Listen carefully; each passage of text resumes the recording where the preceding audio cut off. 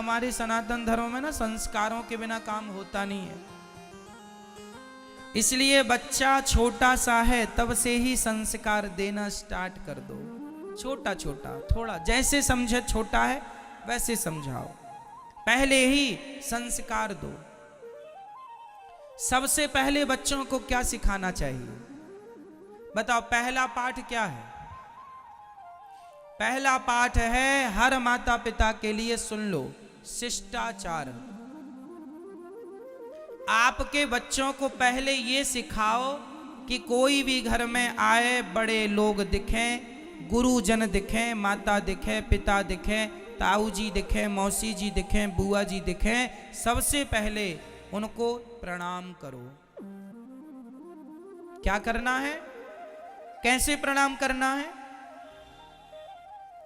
आजकल के बच्चे घुटनों को छूते हैं। बुआ जी प्रणाम, बुआ जी प्रणाम, मौसी जी प्रणाम। घुटन, कमर टूट गई क्या आपकी? बुढ़ापा आ गया? क्यों नहीं प्रणाम करना सिखा रहे हैं बच्चों को? यही है, संस्कार आधे आधे होते होते पूरे नष्ट हो जाएंगे। प्रणाम करने से क्या मिलता है? आयुर्विद्या यशो बलम। प्रणाम करने से हमारी आयु, हमारी विद्या, हमारा यश, हमारा बल, चार चीजें बढ़ती हैं। आयुर्विद्या यशो बलम। अभिवादनशीलस्य, अपने से बड़ों का अभिवादन करो। जब आप गुरु जी को प्रणाम करते हैं, आशीर्वाद मिलता है, उस आशीर्वाद से आयु, विद्या, यश, बल। माता को प्रणाम करते हो तो माता क्या आशीर्वाद देती है?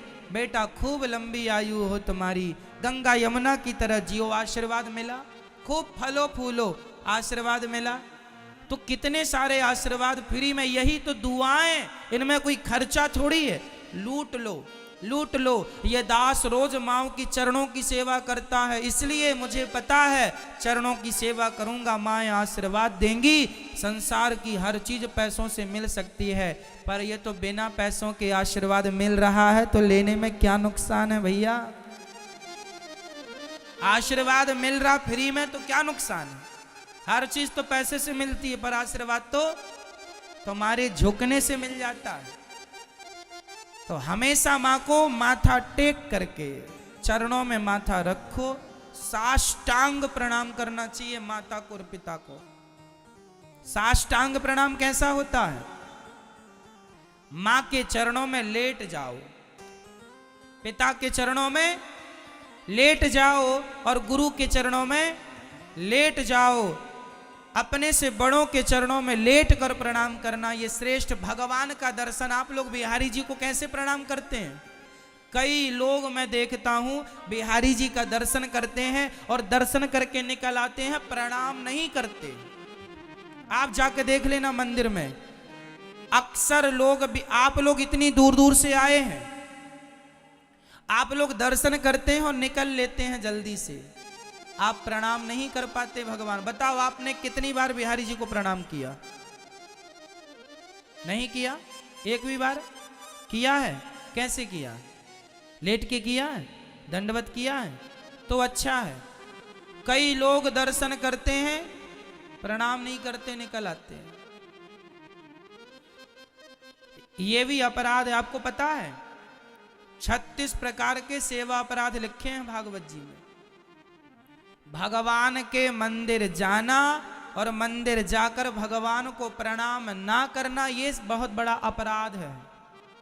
इसलिए मंदिर जाओ, पहले भगवान को टुकुर टुकुर देखो, बिहारी जी को दर्शन करो और दर्शन करने के बाद किनारे खड़े है करके और लेट जाओ।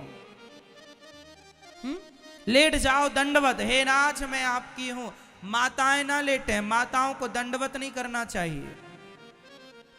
स्त्रियां लेट कर प्रणाम ना करें, पुरुष लेट कर प्रणाम करें। 8 अंग जमीन से टच हो उसे साष्टांग कहते हैं। दंडवत करते समय पुरुषों को ध्यान ये रखना चाहिए कि कमर के पीछे का हिस्सा आपका उठा होना चाहिए, जबकि घुटने आपके जमीन में टच होने चाहिए और आपके हाथ, आपका छाती, आपका सिर जमीन में हो, ये साष्टांग है। पर कमर के बाद का हिस्सा घुटनों तक के बीच का थोड़ा सा 1-2 इंच जमीन से ऊपर होना चाहिए। ये साष्टांग प्रणाम है। स्त्रियां लेटकर प्रणाम ना करें। स्त्रियां घुटनों के बल बैठकर दोनों हाथ आगे बढ़ाकर सीधा आकाश की तरफ हाथ करके और अपना माथा जमीन पर टिका दें। ये स्त्रियों का प्रणाम है। ठीक है, स्त्रियों को साष्टांग प्रणाम नहीं करना चाहिए। स्त्रियां लेटकर प्रणाम ना करें। स्त्रियां घुटनों के बल बैठें और वो अपना माथा जमीन पर रख दें और दोनों हाथ आगे की तरफ सीधा कर दें। हे नाथ, मुझे स्वीकार कीजिए। ये स्त्रियों का प्रणाम है।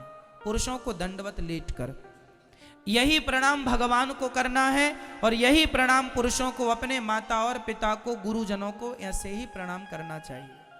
और प्रणाम कैसे करना चाहिए? कभी सीधे प्रणाम नहीं करना। सीधे मीन्स बिहारी जी, गुरु जी खड़े हैं और गुरु जी के ठीक सामने आपने सामने से प्रणाम किया, ये अपराध है। ये बिहारी जी है माना कि, और बिहारी जी के ठीक सामने आपने ये लेटकर प्रणाम किया, ये भी अपराध है। फिर कैसे? सामने सीधा नहीं। माता सामने खड़ी है, सीधा प्रणाम नहीं। पिता सामने खड़ा है, गुरु सामने खड़े, सीधा प्रणाम नहीं। तो कहां? जरा सा यूं, साइड से, यूं साइड से, हल्का सा दाएं तरफ से। ठीक है, प्रणाम करना चाहिए। क्यों? क्योंकि भगवान के ठीक सामने सदा हनुमान जी बैठे होते हैं। यदि आपने राम जी को सीधा प्रणाम किया तो फिर आपके पांव किसकी तरफ हो जाएंगे? हनुमान जी की तरफ। तो वो अपराध हो जाएगा भक्त का। इसलिए थोड़ा सा दाएं बाएं होकर प्रणाम करना चाहिए ताकि भगवान को प्रणाम हो। पर भगवान के सामने ना देवी देवताओं का वास होता है, तो हमने भगवान को प्रणाम किया। और माता पिता के सामने किसका वास होता है? बताओ, माता पिता के सामने किसका वास है? भगवान का। जब माता पिता और गुरु, इन तीनों के सामने सदा भगवान होते हैं, यदि माता पिता और गुरु को सामने से प्रणाम किया तो भगवान की तरफ पांव हो जाएंगे। इसलिए दाएं या बाएं होकर हल्के से प्रणाम करना चाहिए। थोड़ा दाएं हो जाओ या थोड़ा बाएं हो जाओ और किनारे से हल्के से प्रणाम करो, सामने से नहीं। समझ रहे हैं मेरी माँ? तो बच्चों को प्रणाम करना सीखना है। पहला पाठ शिष्टाचार का। कैसे प्रणाम करना है? दंडवत। कैसे करना है मैया? बोलो, लेट कर। ठीक है, तो अपने बच्चों को सिखाएंगे ना ये बात? बचपन से सिखाओ, बूढ़े हो जाएंगे तब नहीं सीखेंगे। बच्चे को सिखाओ प्रणाम कैसे करना है बड़ों को, पहला। दूसरा, बच्चों को पहले ये सिखाओ कि उनको बोलना कैसे है। अपने से बड़ों से, अपनी माँ से, अपने पिता से, गुरु से, बुआ से, चाची से, चाचा, कैसे बोलना है। कभी गाली नहीं, कभी उल्टे सीधे शब्द नहीं, सदा आप कह करके बात करनी है। बड़ों का सम्मान करना है। कोई भी बड़ा घर में आए तो पहले हमें खड़े हो जाना चाहिए। हमारे घर में हम बैठे हैं, कभी पिताजी आए हैं काम से बाहर से, तो खड़े होकर, बेटे का धर्म है खड़े होकर पिता का स्वागत करें। लेकिन आजकल बच्चे तो बाप के संग बैठ के शराब पीते हैं। इसलिए आपको ध्यान रखना है संस्कारों का और संस्कार बोलने का। इसके बाद बच्चों को चरित्र का संस्कार दीजिए। काहे का संस्कार? आजकल माँ बाप चरित्र की कोई बात बच्चों से नहीं बोलते, उन्हें शर्म लगती है। आप नहीं बोलेंगे कौन बोलेगा? पाकिस्तान से लोग आएंगे बोलने के लिए, समझाने के लिए। समझाओ, बेटा ऐसे प्रणाम करते हैं, बड़ों से ऐसी बातें करते हैं, अच्छी बातें करते हैं, सदा स्माइल के साथ बात करते हैं। आपके घर कोई मेहमान आए तो मेहमान का स्वागत कैसे किया जाता बताओ? जब कोई मेहमान घर में आए तो उसको भले घर में बड़ी टेंशन चल रही है, पर मेहमान को देखो, घर में बुआ जी अचानक आई, मौसी जी अचानक आई, चाचा जी ताऊ जी अचानक आए, और आपके घर में तभी पति पत्नी का महाभारत हुआ और उसी समय वो आ गए, तो आप क्या करेंगे? जब भी कोई मेहमान आए तो स्माइल के साथ मुस्कुराते ही, अरे बुआ जी आइए आइए आइए, स्वागत है, हंसते स्माइल के साथ बुआ जी का मौसी जी का स्वागत करो, बिठाओ, चरण धो। आपके यहाँ परंपरा है कि नहीं बड़ों के पांव धोने की? हमारे यहाँ परंपरा, हमारे यहाँ कोई भी आता, मौसी जी आती, बुआ जी आती हैं, उनके पहले पांव धोए जाते, हम लोग धोते थे पांव। कोई भी बड़े सदस्य आए, वंदनीय आए, पहले क्या करते हैं? उनके चरण प्रक्षालन करते, चरणों की सेवा करते, और उसके बाद बिठाओ, चाय नाश्ता खिलाओ पिलाओ, अच्छे से बात करो स्माइल के साथ, और जब वो जाएं तो दरवाजे तक उनको छोड़ के आओ। कई लोग ना मेहमानों के सामने ही लड़ने लग जाते हैं, ये भी अपराध है। हमारे वेदों में अतिथि को क्या माना गया है? जोर से, अतिथि देवो भव, ना जाने किस रूप में नारायण मिल जाए, पता नहीं कौन से रूप में भगवान तुम्हारे घर आए और तुमने उन्हीं का स्वागत सम्मान नहीं किया और चले गए। तो इसलिए हर रूप को भगवान का रूप मानो और भगवान जानकर उनकी सेवा करो। ये शिष्टाचार आप सभी के जीवन में हो। अतिथि देवो भव, मातृदेवो भव, पितृदेवो भव, आचार्य देवो भव। माँ भगवान, पिता भगवान, गुरु भगवान, अतिथि भगवान, सबकी सेवा करना, यही गृहस्थों की गृहस्थी है, यही सदगृहस्थ हैं कि आपका अतिथि आपसे प्रसन्न है। जब बुआ जी जाने लगे, मौसी जी जाने लगे, बड़े लोग जाने लगे, तो उनका तिलक करके दान दक्षिणा जो आपसे बन पड़ा दे के विदा करना चाहिए। चलो अब इसके बाद शिष्टाचार के बाद आया चरित्र। बच्चों का चरित्र कैसा हो? मजबूत हो। आज बच्चों को ना चरित्र की शिक्षा माँ बाप नहीं देते, इसलिए बच्चे चरित्रहीन होते जा रहे हैं, चरित्र से गिरते जा रहे हैं। आप नहीं देंगे तो कौन देगा? बच्चों को बताओ, बेटा यदि तुम गलत काम करोगे, किसी लड़की की तरफ देखोगे, किसी लड़के की तरफ देखोगे, तो बेटा समाज हमें क्या कहेगा कि देखो तुम्हारी बेटी ऐसी है, देखो तुम्हारा बेटा ऐसा है। बेटे को ये बातें बताओ, बेटी को, कि बेटा तुम कोई ऐसा गलत काम ना कर लेना जिससे तुम्हारे माता पिता अर्थात हमें सिर झुका के चलना पड़े। तुम गलत काम करते हो ना तो तुम्हारे माँ बाप को समाज ताना मारता है, देखो फलाने की बेटी भाग गई लड़के के संग, फलाने का बेटा भाग गया, तो ताने मारता है समाज। तो क्या आप अपने माँ बाप को इस दिन के लिए आप पैदा हुए थे कि ये दिन आप दिखाएंगे अपने माँ बाप को? चरित्र जरूरी है। बताओ हमारे पास धन का होना जरूरी है या चरित्र का होना जरूरी है? धन तो बाद में आ जाएगा, चरित्र चला गया तो कैरेक्टर जरूरी है। इसलिए चरित्रवान बनो। किसी स्त्री को गंदी निगाहों से ना देखो।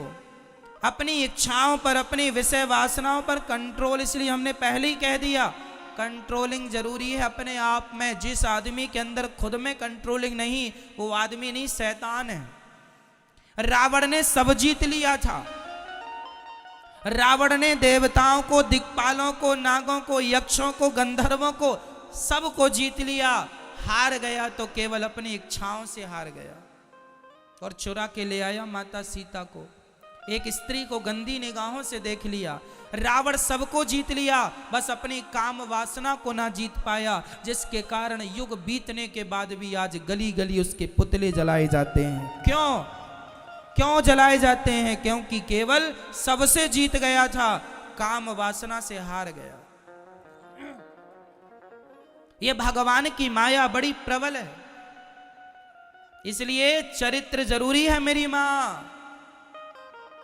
बच्चों को सिखाना, नहीं तो बाद में रोना पड़ेगा। आगे पाठ है शिक्षा। बच्चों को शिक्षित बनाओ। आप लोग शिक्षित जरूरी, शिक्षा जरूरी है। आप लोग शिक्षित हैं या नहीं? बताओ शिक्षा किसे कहते हैं?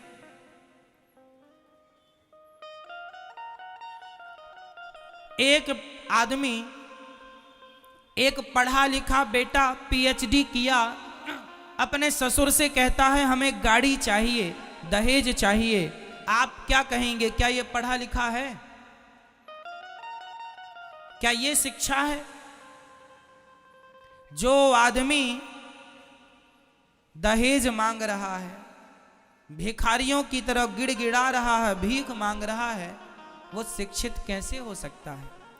शिक्षा वही है, उसी आदमी को शिक्षित समझिएगा जो अपना परिवार अपनी मेहनत के बल पर चला रहा है, कमा रहा है, भगवान पर विश्वास है, मेहनत करता है, जो पैसे मिलते हैं उसी से परिवार का पोषण करता है, वो किसी के आगे हाथ नहीं फैलाता, वो सबसे ज्यादा शिक्षित है।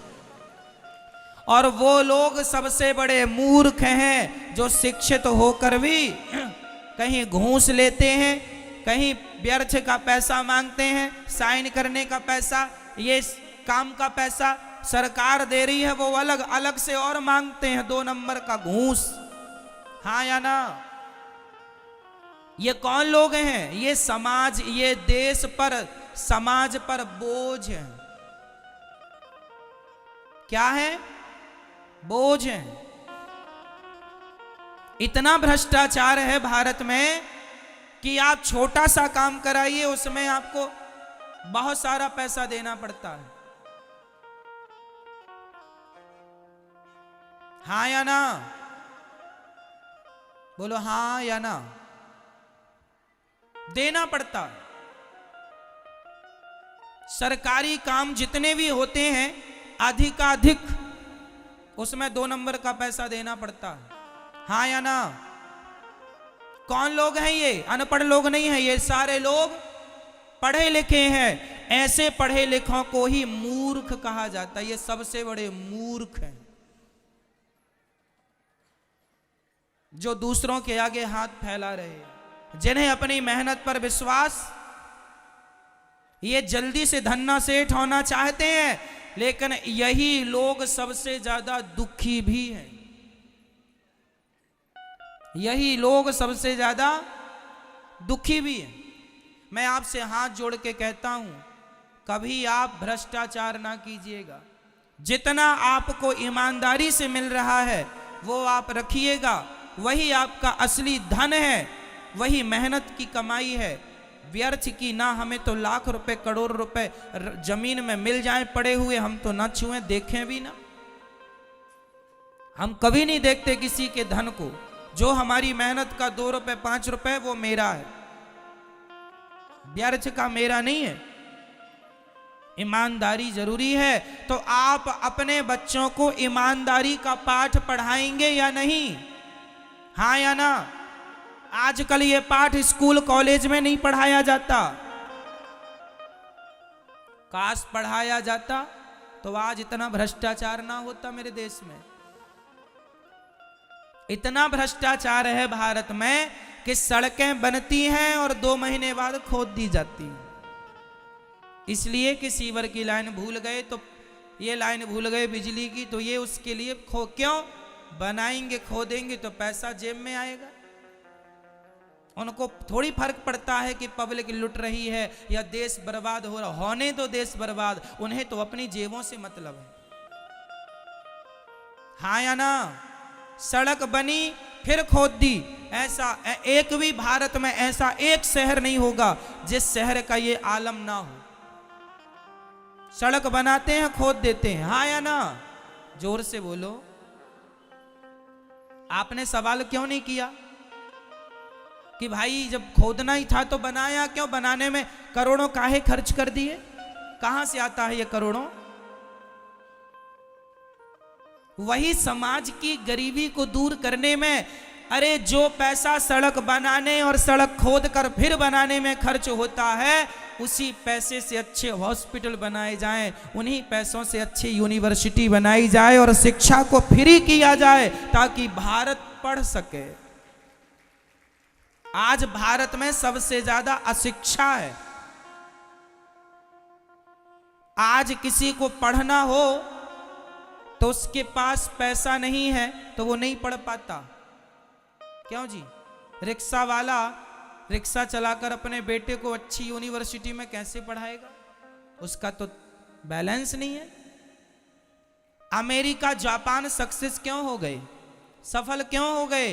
क्योंकि वहां अमेरिका के राष्ट्रपति का बेटा और वहां के टैक्सी के ड्राइवर का बेटा एक साथ एक ही स्कूल में पढ़ते हैं, इसलिए वो देश सफल हो गए, क्योंकि वहां शिक्षा में अंतर नहीं है। और मेरा देश इसलिए अभी पीछे है क्योंकि हमारे यहाँ की शिक्षा में ही भेदभाव है। जिनके पास पैसे हैं वो पढ़ेंगे, जिनके पास पैसा नहीं है वो नहीं पढ़ेंगे। शिक्षा फ्री होनी चाहिए, पूरी, एक देश एक शिक्षा होनी चाहिए। हाँ या ना? हाँ या ना? एक देश एक शिक्षा, और कोई भी पढ़े, जितना पढ़े सरकार पढ़ाए, टैक्स और लेना है और लो, पर भारतवासियों को शिक्षित बनाने की जरूरत है। शिक्षित नहीं होंगे तो फिर रास्ते चलते तुम्हारे गले की चैन उतरती रहेगी, तुम्हारा बटुआ कटता रहेगा, बहन बेटियों की लाज लुटती रहेगी। शिक्षित होना जरूरी है। शिक्षा का स्तर नीचे है। बच्चों को समझाओ, बेटा पढ़ाई में ध्यान दो, पढ़ेगा इंडिया तो बढ़ेगा इंडिया, पढ़ेगा नहीं बढ़ेगा नहीं। आप अपने बच्चों को ऐसे संस्कार दीजिएगा, इतना राष्ट्र प्रेम भरिए उनके अंदर, इतना देश प्रेम भरिए कि जब वो बड़े बड़े पदों पर जाएं तो उनको कहकर भेजना, बेटा 2 रोटी कम कमाना पर अपने देश के लिए काम करना और ईमानदारी से काम करना। देश मेरा है इसलिए काम करना। मुझे धन्ना सेठ नहीं बनना कि मैं देश को बेच के करोड़पति हो जाऊं। लोगों का दर्द मेरा दर्द है, लोगों की पीड़ा मेरी पीड़ा है। ईमानदारी से कर लो। भगवान को मुंह दिखाओगे तो दिखा ना पाओगे यदि उल्टे काम करोगे तो। जाना सबको वही है।